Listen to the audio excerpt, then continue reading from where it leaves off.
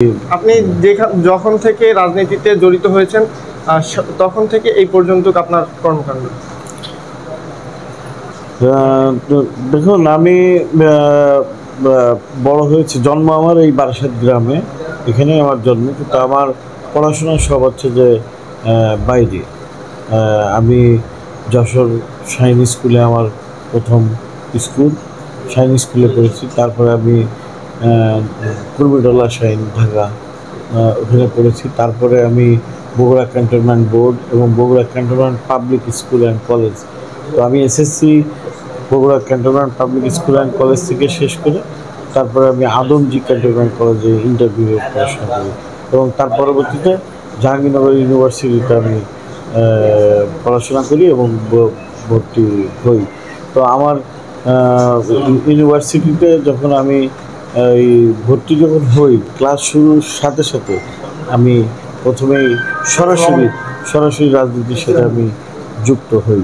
তো 96 সাল থেকে বলা চলে যে আমার সরাসরি ছাত্র রাজনীতির সাথে আমার সম্পৃক্ততা। জাহাঙ্গীরনগর ইউনিভার্সিটি আমি পরবর্তীতে আমি হলের আমি নেতৃত্বে আসি। পরবর্তীতে আমি জাহাঙ্গীরনগর বিশ্ববিদ্যালয়ের ছাত্রদলের জয়েন্ট সেক্রেটারি নির্বাচিত হই, ফার্স্ট জয়েন্ট সেক্রেটারি। তারপরে আমি 2002 সালে ছাত্রদলের কাউন্সিলের মাধ্যমে আমি জাহাঙ্গীরনগর বিশ্ববিদ্যালয়ের ছাত্রদলের সভাপতি নির্বাচিত হই এবং 1 বছর পরে আবার দ্বিতীয়বার কাউন্সিলের মাধ্যমে আমি সভাপতি হই। আমি 2বার ছাত্রদলের সভাপতি নির্বাচিত হই।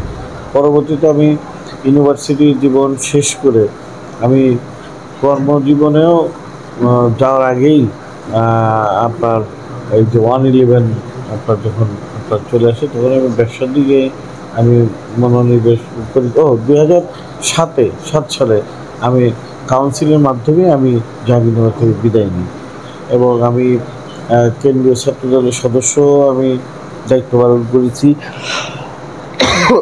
আমি 111 পরবর্তীতে আমি স্বেচ্ছাসেবক দলের সাথে আপনার সম্পৃক্ত থাকি। 2010 সালে আমি দেশ ত্যাগ করি রাজনৈতিক কারণে, বিভিন্ন মানে পেশার চাপে পড়ে আমি আর দেশে থাকতে পারিনি। তো আমি বিবাহ করি হচ্ছে যে 2007-এ। আমার ওয়াইফ হচ্ছে মাহবুবা নাজরিনা জেবিন।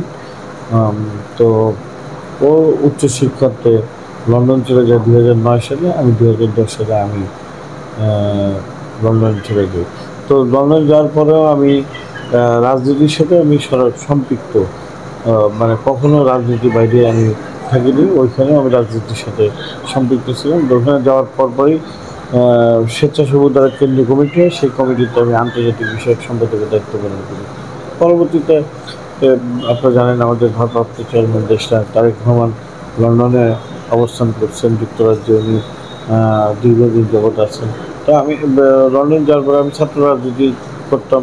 ছাত্র রাজনীতি করার সময় ওনার সান্নিধ্যে আসলে আমি থেকে রাজনীতি করতে পেরেছি।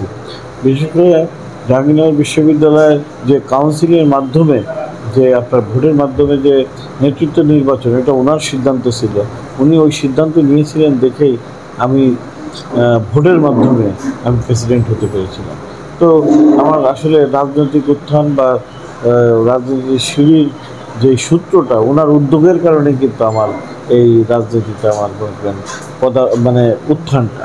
তো যুক্তরাজ্যে যাওয়ার পরে ওনার সান্নিধ্য থেকে রাজনীতি করার আবার সুযোগ পেয়েছি, সরাসরি ওনার সান্নিধ্য থেকে। এবং 2018 সালে আমাকে ভারপ্রাপ্ত চেয়ারম্যান সাহেব যুক্তরাজ্য বিএনপি সিনিয়র যুগ্ম সাধারণ সম্পাদক হিসেবে দায়িত্ব দিয়েছেন। সেটা এই পদটা এখনও আমার জ্ঞান আছে। আমি সেই পদকে ধরে রেখে এই যে ফ্যাসিবাদ বিরোধী যে আন্দোলন সংগ্রাম, সেই আন্দোলন সংগ্রামে আমি সক্রিয়ভাবে যুক্তরাজ্য থেকে আমি দায়িত্ব পালন করেছি এবং ইউরোপেও অনেক প্রোগ্রাম কর্মসূচি, ইউরোপ আমেরিকার প্রত্যেকটা কর্মসূচিতে আমি সক্রিয়ভাবে অংশগ্রহণ করেছি যতটুকু আমার মানে পক্ষে সম্ভব। আমি রাজনীতির বাইরে কখনো ছিলাম না, রাজনীতির ভিতরেই মনে করেন আছি। তো এই ফ্যাসিবাদ বিরোধী এই সরকারের উৎখাতের যে আন্দোলন, 5ই আগস্টে যে যে বিজয়, এই বিজয় আমরা প্রবাসীদের থেকে কিন্তু আমরা কিন্তু অনেক বড় বড় কর্মসূচি এখানে পালন করেছি। এবং আমরা ট্রাফালগার স্কোয়ার থেকে ব্রিটিশ পার্লামেন্ট পর্যন্ত 7,000-এর উপরে আমরা মানে ওইখানকার লোক চিন্তা করতে পারবো না যে ম্যাসিভ ডেমনস্ট্রেশন করেছিল, সেটার অন্যতম উদ্যোক্তা কিন্তু আমি নিজেই। তো কাজ করেছি, মানুষের পাশে থাকার সবসময় চেষ্টা করেছি। তো দেশে আসার পরে মনে হলো যে যেহেতু 2018 সাল থেকে করোনা পরবর্তীতে, করোনার সময় থেকে আমি এলাকার মানুষের পাশে সুখ দুঃখে আমি থেকেছি, কাজ করেছি। তো এখনও সম্ভবত যে মানুষের তো একটা গোল থাকে, তাই না? রাজনীতি করি তো একটা, আমি জনগণের এখন সেবক হতে চাই, এই এলাকার মানুষের সেবক হয়ে কাজ করতে চাই। তো আমি এলাকার মানুষের দেখি কতটুকু রেসপন্স, তো দেখলাম যে রেসপন্স অনেক অনেক ভালো। আমি যতটা না আশা করছি তার থেকেও আমি প্রাপ্তি কিন্তু আমার অনেক বেশি। তবে সাধারণ ভোটার, সাধারণ মানুষ আমাকে চায়। আমি মনে করেন যে জায়গায় গেছি, মানে সব জায়গায় মানুষের ভিতরে একটা স্বতঃস্ফূর্ত একটা সমর্থন পেয়েছি, যেটা আমাকে অনুপ্রেরণা যোগাইছে আমাকে এখানে কাজ করার ক্ষেত্রে। এবং আমার পরিবারও আমাকে উৎসাহ দিচ্ছে, আমার ভাই বোন থেকে শুরু করে আমার আত্মীয় স্বজন, চাচারা, আমার বংশের লোক, এবং বিশেষ করে আমার পরিবার, আমার ওয়াইফ মাহবুবা নাজরান জেবিন, আমার একমাত্র সন্তান জাহিদ পারভেজ, সেই আর এইটে পড়ে, সেও কিন্তু আমাকে অনেক সাপোর্ট করেছে। আমার ছেলেকে ছাড়া আমি কিন্তু কখনো ঘুমাইনি, হতে মানে মানে এরকম একটা সে পর্যন্ত আমাকে স্যাক্রিফাইস করেছে যে যে বাবা তুমি এলাকায় যাও, তুমি বাংলাদেশে যে তুমি কাজ করো।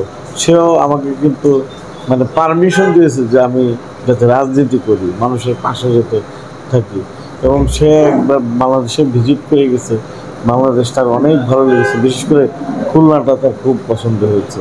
আমার গ্রামের বাড়ি, গ্রামের মানুষ সেও খুব লাইক করেছে। যার কারণে যার কারণে আমার এই যে যে পারিবারিক যে সাপোর্ট, সেটা আমাকে কিন্তু অনেক উৎসাহ দিচ্ছে। এবং আমি এলাকার মানুষের পাশে থেকে কাজ করার সুযোগ পেয়েছি।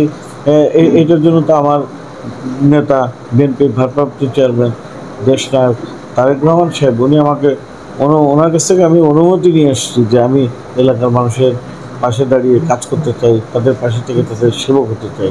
তো উনি আমাকেও পারমিশন দিয়েছেন যে এলাকায় যাও, এলাকায় যে মানুষের পাশে দাও, এলাকার মানুষের মন জয় করো, এলাকার সাথে সম্পৃক্ত থাকো। এখন দেখা যাক জনগণের দেখি, দেখলাম তো অনেক সাড়া, অনেক মানে সমর্থন, যেটা আমাকে সত্যি অভিভূত করেছে। আপনার যে আগামী সামনে নির্বাচন, এই সামনে নির্বাচনে আপনি যদি মনোনয়ন পান এবং এই নির্বাচনে যদি আপনি জয়যুক্ত হতে পারেন, সেক্ষেত্রে আপনার এই 4 আসনে যে সকল উন্নয়নমূলক কাজ আছে, তার মধ্যে প্রথম কোন গুরুত্বপূর্ণ কাজগুলো আপনি করতে চাচ্ছেন জনগণের জন্য? দেখুন, এটা হচ্ছে যে মানে সুন্দর একটি কোশ্চেন করেছেন। প্রথমত হচ্ছে যে জনগণের সেবক হতে গেলে আপনি স্থানীয় পর্যায়ে যে আপনি যে জনপ্রতিনিধি হতে পারে এমন কোনো কথা নেই। জনপ্রতিনিধি হওয়া ছাড়াও কিন্তু আপনার কাজ করা যায়।